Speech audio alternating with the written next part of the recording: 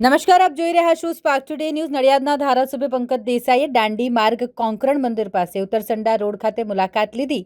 તાજેતરમાં બનાવવામાં આવેલ બંને તરફના આરસીસી રોડને જોઈન્ટ મારવાની તથા બાકી રહેલ રસ્તા પર જરૂરી પેવર કરી કાર્પેટ કરવાના કામ શરૂ કરવા અંગે દાંડી માર્ગ અને આરએનબી વિભાગના અધિકારીઓ અને કોન્ટ્રાક્ટરને જરૂરી સૂચના આપી. સાથે નેશનલ હાઈવે ઓથોરિટી અંતર્ગત આવતા નડિયાદ શહેરને ફરતો રિંગ રોડ એક્સપ્રેસ હાઈવેથી ગણપતિ મંદિર ચોકડી અને કમળા ચોકડી તરફ જતા રિંગ રોડ પર લોડેડ ટ્રકો અને ટ્રેલરોના ભારે ટ્રાફિકને કારણે ખાડા પડી ગયા છે, જેની રજૂઆત ધારાસભ્ય પંકજ દેસાઈએ સંસદ સભ્ય દેવસિંહ ચૌહાણને કરી. રિંગ રોડના પ્રશ્ન અંગે સાંસદ દેવસિંહ ચૌહાણ દ્વારા નેશનલ હાઈવે ઓથોરિટીને રજૂઆત કરી, જેના પરિણામ સ્વરૂપ પેચવર્ક કરવાની કામગીરીને મંજૂરી મળી છે. ત્યારે સંબંધિત અધિકારીઓ અને કોન્ટ્રાક્ટરને સાથે રાખી આ ખાડા પૂરી જરૂરી કામગીરી કરવાની સૂચના ધારાસભ્ય દ્વારા આપવામાં આવી હતી. દાંડી માર્ગના રિંગ રોડ ઉપર જે ખાડા પડ્યા છે એના માટે શું છે? દાંડી માર્ગ પર તો જે સિમેન્ટ કોન્ક્રીટના બે બાજુ રસ્તા બનાવેલા હતા એ થઈ ગયા છે, અને છતાંય હજુ થોડોક પેવરથી થોડીક કાર્પેટ કરવાના જે અમુક ભાગો હતા એ આજે ત્યાં આગળ દાંડી માર્ગ ઉપર આપણે એન્જિનિયરો સાથે ડિસ્કશન કર્યું છે.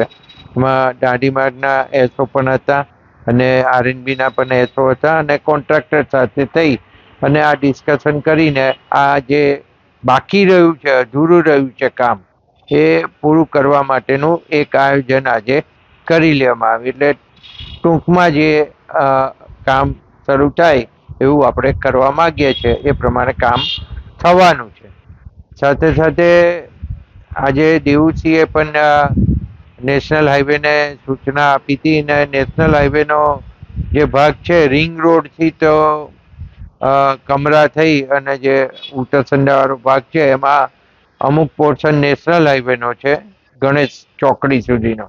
તો એમાં બહુ મોટા ખાડા પડી ગયા છે, કારણ કે ખાડા પડવાનું કારણ એ છે કે હેવી જે ટ્રકો ત્યાંથી જતી હોય છે, એમપી ઇન્દોરનો ટ્રાફિક, એમપી સાઈડનો આખો ટ્રાફિક જે છે એ મોટા ટ્રેલરોથી માંડીને હેવી લોડેડ ટ્રકો જતી હોય છે, એના લીધે રોડ ખસી જાય છે.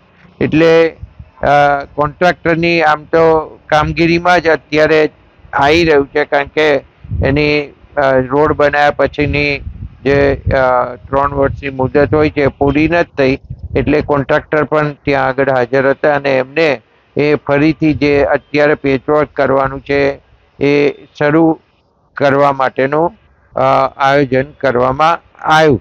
અને સાથે સાથે મેં દેવસિંહને પણ રજૂઆત કરી છે કે આપણે રસ્તો છે એ આવનારા દિવસોની અંદર સેન્ટ્રલ ગવર્મેન્ટમાં રજૂઆત કરીને 4 લેન રસ્તો થાય, પ્લસ જે નીચેની માટી ચીકણી હોવાના કારણે રોડ વારે ઘડીએ ખસી જતો હોય છે, એટલે એના માટે એક સ્પેશિયલ ટ્રીટમેન્ટ કરી અને જે રિંગ રોડ બનાવે એ 4 લેનનો સરસ રિંગ રોડ સ્ટ્રેન્થનિંગ સાથે થાય એવું એક આયોજન કરવા માટે મેં દેવસિંહને રજૂઆત કરી છે. એટલે આવનારા દિવસોમાં દેવસિંહ પણ સેન્ટ્રલ ગવર્મેન્ટમાં રજૂઆત કરી અને આ 4 લેન રોડ થાય એના માટેની કામગીરી કરાવે.